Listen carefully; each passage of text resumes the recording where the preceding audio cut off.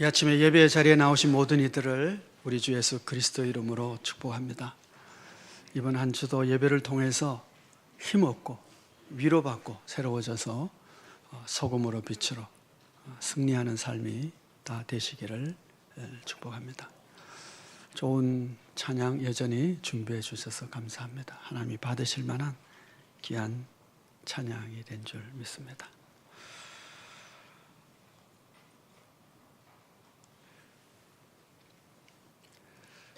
요한계시록이 시작되면서 주께서 요한에게 소아시아에 있는 7 교회에게 보내는 편지를 주십니다. 그리고 나서 하늘에서 소리가 있어 이리로 올라오라 하면서 새로운 환상을 보여주시는데, 첫째는 인이 떼어지는 7 인의 재앙입니다. 그리고 이어지는 것은 7 나팔의 재앙이 있었고, 그리고 이제 마지막 7 대접의 재앙이 이제 이어지게 됩니다. 오늘 본문 말씀 1절에 의하면 이 7 대접의 재앙이 끝이다 그럽니다. 마지막이란 얘기죠. 그럼 끝이면 끝나는 것을 참 좋아하는 사람도 있고 끝나는 것이 싫은 사람도 있습니다. 여러분 고등학교 졸업할 때 기뻤습니까? 슬펐습니까? 대부분이 기쁠 거예요. 그렇죠? 그런데 고아원에 있는 애들은 졸업이 굉장히 절망입니다. 이제 더 이상 자기를 보호해 줄 것이 없기 때문에 이제 세상으로 나가야 하기 때문에 힘든 현실을 겪어야 되는 날들이 그를 기다리고 있기 때문에 졸업, 고등학교 공부가 끝났다라고 하는 것이 기쁜 사람도 있고 슬픈 사람도 있는 것이죠. 여러분, 인생이 끝이다고 했을 때에 그 끝이 기쁠 사람도 있어요. 슬플 사람도 있을 것입니다. 우리 모두는 인생의 끝날이 너무 기대되고 기다려지는 그런 하나님의 사람들이 되시기를 축복합니다. 이 재앙은 마지막 재앙이고 끝입니다. 끝이라는 얘기는 이제 더 이상 선택의 여지가 없다는 것입니다. 그 전까지는 의인과 죄인이 섞어 살기도 하고 이 세상에 하나님의 나라와 세상 나라가 섞여 있기도 하지만 그러면 영원히 분리되고 분열되어 버립니다. 예수님이 하나님의 나라에 대한 예화를 참 많이 해주셨습니다. 그 중에 하나가 부자와 나사로 이야기가 있죠. 부자는 지옥에 가게 되고 나사로는 하나님 아브라함의 품에 안기게 되는데 이곳에서 저곳으로 갈 수도 없고 조그마한 물 한 방울의 혜택도 줄 수 없는 영원한 분열을 보여주고 있습니다. 그 비유가 우리에게 말씀해주고 있는 참 중요한 교훈 중에 하나는 기회가 있을 때 회개하고 예수 믿으라는 것입니다. 은혜의 시대를 살아갈 때 회개하고 하나님의 백성이 되는 것이 가장 중요한 것입니다. 한 3, 40년 전에 가요 중에 그런 거 있었어요. 난 참 바보처럼 살았군요. 늦어버린 것이 아닐까, 잃어버린 것이 아닐까, 뭐 그런 가사가 있어요. 어쩌면 지옥에 가서 지옥 백성들이 영원히 부를 노래 가요 중에 하나가 난 참 바보처럼 살았군요가 아닐까 하는 생각을 해봅니다. 근데 지금은 은혜의 시대입니다. 지금은 늦어버린 것이 아닙니다.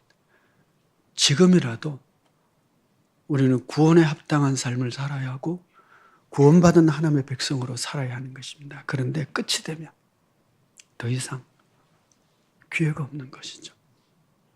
기회 있을 때 기회를 잡고 구원에 합당한 하나님의 백성으로 살아갈 수 있는 우리 모두가 되기를 축복합니다. 7 대접의 재앙을 시작하면서 이것이 이제 끝이다, 마지막 재앙이다 그러면서 요한이 하나의 환상을 봅니다. 2절 말씀인데 또 내가 보니 불이 섞인 유리바다 같은 것이 있고 짐승과 그의 우상과 그의 이름의 수를 이기고 벗어난 자들이 유리바다가에 서서 하나님의 검은 고를 가지고 그럽니다. 자, 이 장면을 보시면 유리바다가 있어요. 유리바다가에 하나님의 검은 고를 가지고 찬양하는 자들이 있어요. 근데 이 사람들은 어떤 사람이냐 하면 짐승과 그의 우상과 그의 이름의 수를 이기고 벗어난 자들이라 그럽니다. 이들은 싸움이 있었고 전투에서 승리한 자들이 지금 여기 서 있는 것입니다. 유리바다. 여러분, 바다 하면 뭐가 생각이 나요? 그냥 지금도 바다, 해운대 바다 뭐 이렇게 생각하면 파도, 그렇죠? 큰 파도도 작은 파도도 있고 아무리 잔잔해도 파도가 있습니다. 혹시 큰 파도 경험해 보셨나요? 우린 참 어려워, 그렇죠? 배 타고 저 태평양에 나가면 모를까.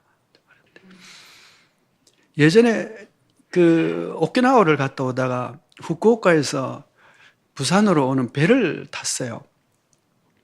그날 풍랑이 일어서 배가 뜨느냐 마느냐 그러다가 이제 뜬다 그래서 탔었는데, 이제 대마도 앞에 좀 오면 거기가 해류가 아주 강하게 흐르는 곳이니까 파도가 원래 세요. 근데 그쯤 지났는데 배가 그냥 확 높이 뛰더니 그냥 쿵 하고 바닷가에 내려앉더라고요. 그러더니 이렇게 보니까 옆에 창문에요, 바닷속이 보이는 거예요. 이 배가 바닷속으로 지금 들어간 거예요. 와, 얼마나 놀랬는지. 그리고요, 그 멀미가 나서요, 내가 다시는 배를 타나 봐라. 그리고 일본 가면서 배 타는 거는 그다음부터 아예 생각을 안 하기로 했어요. 파도. 근데 여러분, 유리바다는 어떨까요? 유리바다. 표면부터 저 바다 깊까지 다 유리야, 그냥. 그러면 이 유리바다에는 파도가 있을까요? 풍랑이 있을까요? 없어요. 그냥 얼마든지 걸어갈 수 있는 평평한 곳이 되는 것이죠. 그런데 이 유리바다가요, 불이 섞인 유리바다다. 이게 무슨 뜻일까요? 근데 이 바닷가에 누가 서 있느냐 하면 짐승과 그 수를 이긴 자들이라 하거든요. 불같은 풍랑과 시련의 파도가 몰려오는 인생을 이긴 자들이 여기 지금 서 있는 거예요. 그 찬양은 누가 부르냐 하면요, 이긴 자들이 부르는 거예요. 뭘 이겨요? 짐승과 마귀와 그들의 유혹과 그 시련을 이긴 자들이 찬양을 하는 것입니다. 사랑하는 성도 여러분, 죄송하지만 우리가 이 땅을 사는 동안 평안히 살려고 하지 마세요. 그런 거 없어요. 풍랑이 있단 말이에요. 우리를 그냥 두지는 않아요, 마귀가. 그런데 찬양은 누가 부르느냐? 그걸 이긴 자들이 부르는 겁니다.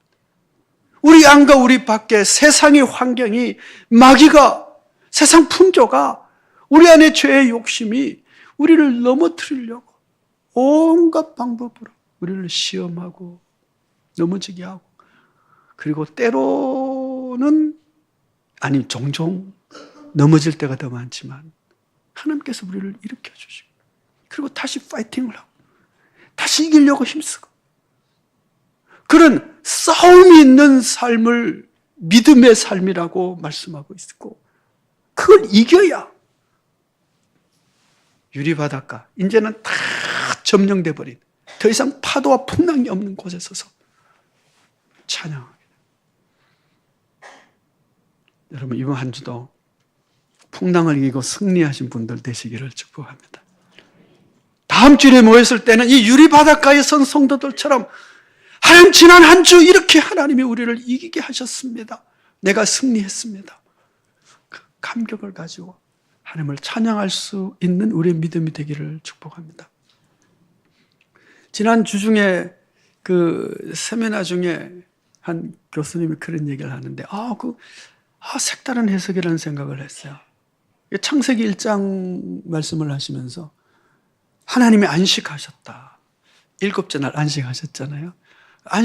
안식하셨다는 뜻을 이렇게 해석하더라고요. 고대 사회의 왕이 하는 일은 뭐냐면 백성이 평안하게 생존하고 자기 일을 할 수 있도록 나라를 지키는 것이죠. 적이 쳐들어왔어. 그럼 왕이 뭐 해요? 군사를 일으켜서 가서 적을 물리치는 것이죠. 이겼어요. 이제 더 이상 백성들을 위협할 만한 세력이 없어졌어요. 평안하게 됐어. 그 다음에 이제 왕이 하는 일은 뭐예요? 그리고 나면 왕궁에 들어와서 쉬었다. 그게 이제 하나님 안식하신 거죠. 자, 그러면 창세기 1장부터 보십시다. 하나님이 태초에 천지를 창조하시니라. 2장이 뭐죠? 땅이 공허하고 흑암이 깊음 위에 있고 하나님 신이 수면에 운행하죠. 흑암과 혼동이 막 있는 세상이에요. 근데 하나님께서 빛이 있으라. 보시니 좋았더라. 땅과 하늘을 나누시고 보시니 보시기에 좋았더라. 하늘에 해와 달과 별들을 만드시고 땅의 모든 채소들, 식물들, 동물들 만들고 보시기 좋았더라. 마지막에 뭘 해요?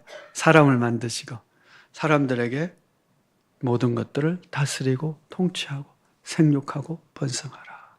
사람에게 온 땅의 통치를 명하시고 나니까 보시기에 심히 좋았더라. 그래서 그 다음에 하신 일이 뭐예요? 안식하셨다는 거예요. 여러분, 이 주님이요, 우리를 부르셨어요. 그리고 하나님이 보시기에 좋았더라. 그럼 우리의 인생이 되기를 원하고 우리의 가정과 일터와 교회와 이 기회와 이 민족이 되기를 원해요. 우리를 부르신 거야. 생육하고 번성하고 다스리라. 그 명령에 잘 순종하니까 하나님이 보시기에 좋았더라 하고 안식한 것처럼 오늘도 우리를 불러서 복음을 땅끝까지 전하는 증인이 되라고 그러고 하나님의 나라 의를 구하는 자가 되라고 그러시고 우리가 그 직무를 잘 감당할 때 하나님이 보시기에 좋았더라 하면서 안식하시는 하나님이 안식하고 싶어 하시는데 그러려면 우리가 뭐예요? 하나님의 명령을 잘 수행해야 하는 거예요. 근데 이 수행이 잘 되질 않아요. 그래서 우리에게는 갈등이 있고 싸움이 있고 내 안에 죄의 욕망과의 싸움도 있고 세상의 유혹과의 전투도 있고 이걸 우리가 이겨야 돼요. 그러니 여러분 마지막 종말이 오기 전까지 잘 싸우시는 군인이 되시기를 축복합니다. 이 싸움 피하지 마세요. 이기면 이긴 자에게 주는 상급이 있습니다. 이들이 이 유리바다가에 있어서 하나님의 검은 고를 가지고 찬양을 합니다. 여러분, 이 찬양은 우리 모든 믿는 이들의 찬양이기도 합니다. 왜냐하면 우리가 그 무리 속에 한 성도이고 하나님의 백성이거든요. 그런데 이들이 무엇을 찬양하는지 한번 보세요. 이 찬양의 감동이 우리에게 있어야 돼요. 이건 성도가 부르는 찬양인데 이 감동을 가지고 부르는 찬양, 이 성도의 찬양입니다. 무엇을 찬양하느냐 하면 3절 말씀을 보시면 하나님의 종 모세의 노래 어린 양의 노래를 불러 이르되 주 하나님 곧 전능하신 이시여 하시는 일이 크고 놀라우시도다. 그래요. 이 찬양의 첫 번째 주제는요. 위대하신 하나님의 놀라운 일이에요. 전능하신 하나님의 크고 놀라운 일을 생각해 보니까 찬양하지 않을 수가 없더라는 것이죠. 여러분, 하나님이 하신 가장 위대한 일이 뭔지 아세요? 저 인간이 구원받은 게 아니고요. 내가 구원받은 거예요. 자꾸 저 왼수 그러지 마시고요. 아무리 생각해도 내가 구원받은 것이 너무 신기하고 놀라워. 그 하나님의 위대하심을 찬양. 지금 모세의 노래라고 그러거든요. 그러면 우리가 홍해 바다를 생각할 수 있어요. 그렇죠? 맞아요. 아니 이 노예들이 하나님의 은혜로 출애굽해서 가는데 앞에는 바다가 있고 뒤에는 이제 애국 군대가 막 죽이겠다고 쫓아오고 있는데 하나님께서 바다를 갈라주셨어요. 이건 뭐 상상할 수 없는 놀라운 일을 하나님이 행하신 거잖아요.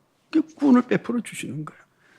바다를 건넜는데 딱 뒤돌아보니까 바다가 다시 합쳐져가지고 적들이 다 그냥 수장돼 버렸어요. 그때 그 바닷가에서 부르는 노래가 이 모세의 노래거든요.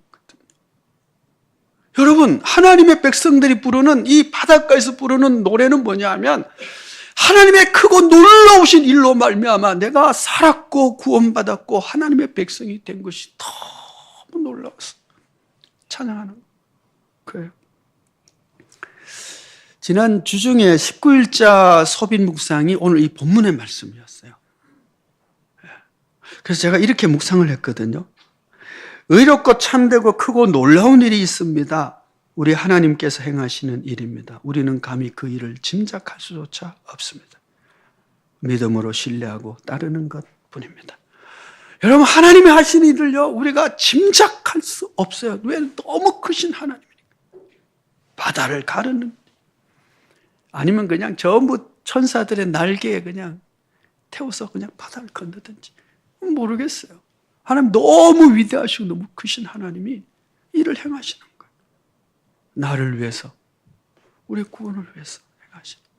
생각해 보면 기가 막힌 운동에서 하나님이 나를 구원해 주셨구나. 그런 감동과 감격이 성도들의 찬양 속에 있는 것. 그래서 찬양하지 않을 수가 없어요. 여러분, 이 찬양의 이유가 있으세요? 이런 감동이 있으세요? 이런 감동도 없이 찬양을 하면 찬양대 사표 써야 되나요?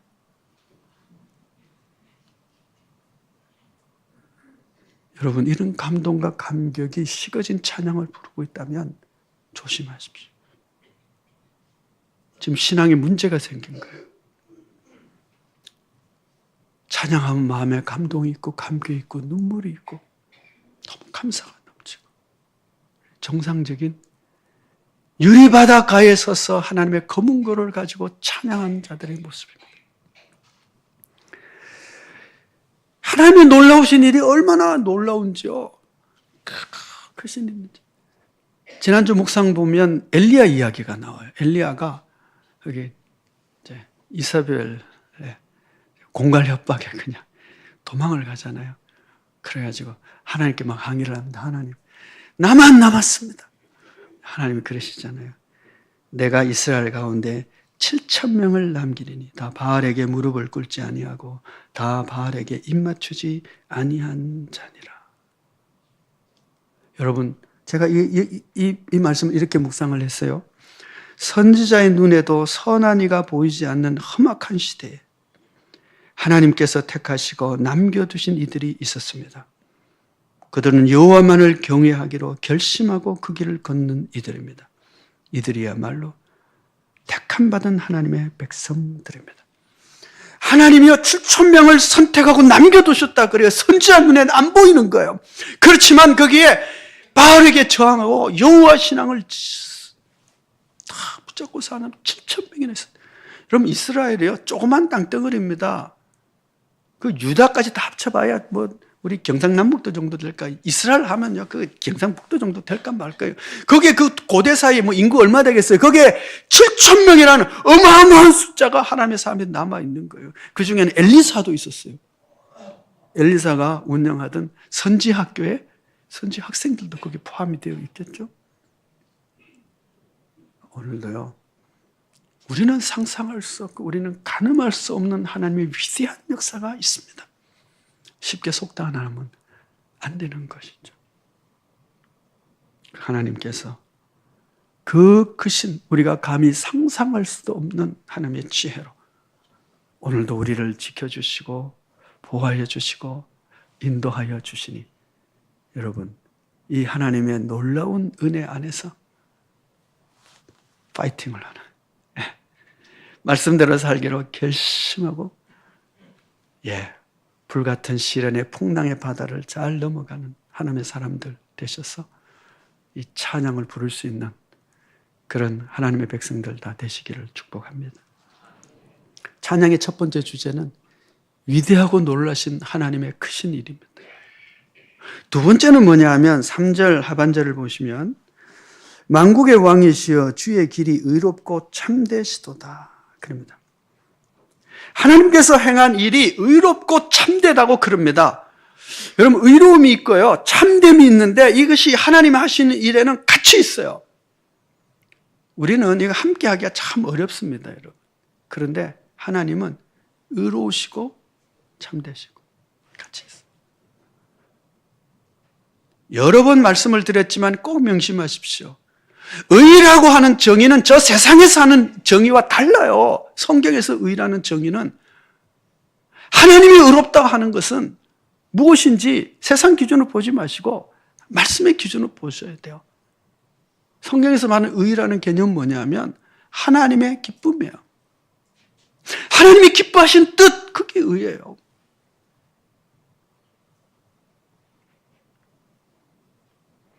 여기에 아주 나쁜 놈이 하나 있다고 합시다. 아주 진짜 나쁜 놈 하나 있다고 합시다. 세상에서는 의는 뭐예요? 의라고 하는 것은 옳을 의니까 이 나쁜 놈, 옳지 않는 놈이니까 이 놈은 그냥 딱 처단해버려. 그게 세상의 의예요. 그런데 하나님의 의는 뭔지 아세요? 하나님의 기쁨이니까. 이 나쁜 놈을 처단하는 것이 하나님의 의가 아니고 하나님의 기쁨은 이 나쁜 놈이 회개하고 하나님의 은혜로 구원받아 백성이 되고 새로워지는 것. 그게 하나님의 의예요. 의롭게 산다는 것은 무엇이냐면 의에 줄이고 목마르며 산다는 것은 무엇이냐면 하나님의 기쁨이 되는, 하나님 보시기에 좋다, 하나님 보실 때 너 잘했다, 하나님의 기쁨이 되는 내 인생이 되고 내 말과 행동이 되고 내 삶이 되고 내 가정이 되고 우리 일터가 되는 거예요. 하나님의 기쁨이 되는 거, 그게 의로움이단 말이에요.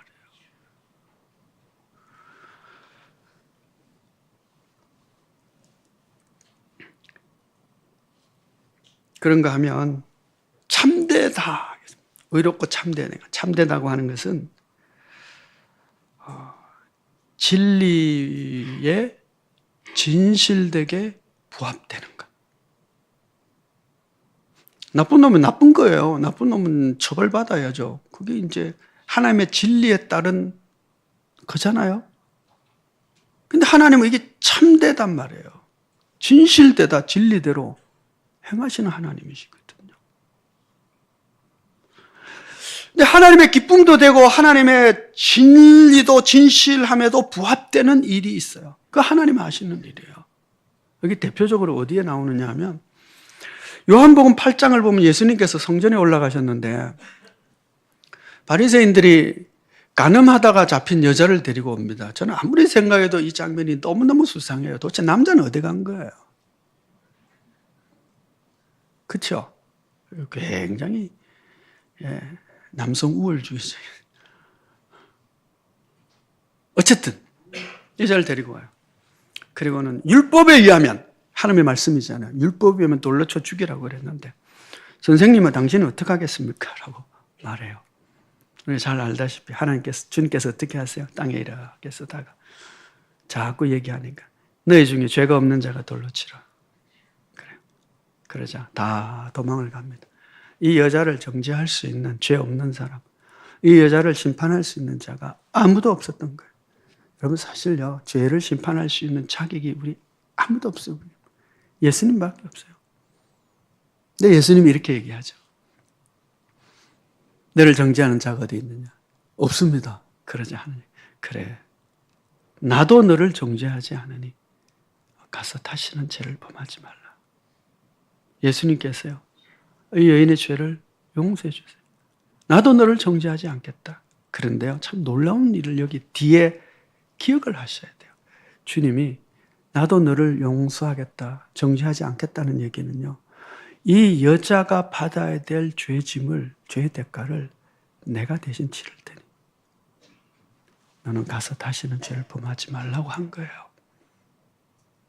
여기 어떤 사람이 고급 식당에 가서 막 밥을 용이들 마음대로 먹었다고 합시다. 근데 돈은 한 푼도 없어.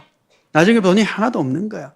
그러니까 주변 사람들이 다 손가락질 하겠죠. 에이, 나쁜 놈 말이야. 돈도 없으면서 여기 와서 밥 먹는다고 막 손가락질 하겠잖아요. 어떤 사람이 나서서 얘기를 하는 거예요. 이 사람 밥값 대신 내줄 거 아니면 조용히 하세요.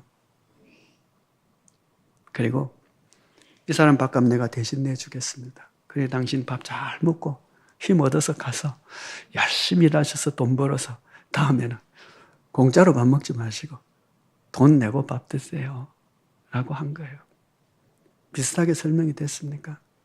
우리는 예수 믿고 용서, 구원 얘기를 하는데요, 굉장히 쉬운 용서를 얘기하지만 내가 주님으로부터 용서받을 때에 주님은 나도 너를 용서하겠다고 할 때는 거기에는 하나님의 피눈물이 담겨 있는 거예요. 그 아들을 십자가에 죽여야만 했고 우리의 죄를 대신하기 위해 십자가 길을 가셔야 했던 주님의 아픔과 슬픔과 눈물과 그 아들의 고난을 외면해야 됐던 하나님 아버지의 그 가슴 아픔이 거기에 담겨 있단 말이에요. 그러면서 용서해 주겠다고 하는 거예요. 그러니 여러분, 용서를 쉽게 받지 마세요. 하나님의 용서가요, 그냥 그렇게 된 게 아니에요. 그러니까 우리가 하나님께 감사하지 않을 수가 없죠. 하나님의 기쁨이 있어요, 우리가 살아나니까. 근데 하나님의 정의도 여기 있어요. 하나님의 참됨도 있어요. 그 율법을 지키기 위해서 내가 대신 핏값을 낸다. 그러니까 우리가 용서받고 하는 백성이 된 이 바닷가에 서서 하나님을 찬양하는 거예요. 하나님의 사랑에 감사합니다. 하나님의 참되심에 감사합니다. 찬양할 수밖에 없는 것이죠. 여러분, 우리에게요, 이 찬양의 감동과 감격이 있는 것이 정상적인 성도의 그 심령이지 않겠어요? 아이고, 뭐 예수님이야. 예수님이 뭐 죽을만 했으니까 죽고. 내 죄는 그냥 뭐 고백만 하면 용서받는데 그렇게 그냥 하나님의 용서를 받아들일 수 있습니까? 그럴 수 없어요. 회개만 하면 하나님께서 용서해 주신다고 해서 그 용서를 가볍게 생각해서는 안 되는 거예요. 그는 하나님의 피눈물이 담겨있기 때문에 그렇습니다.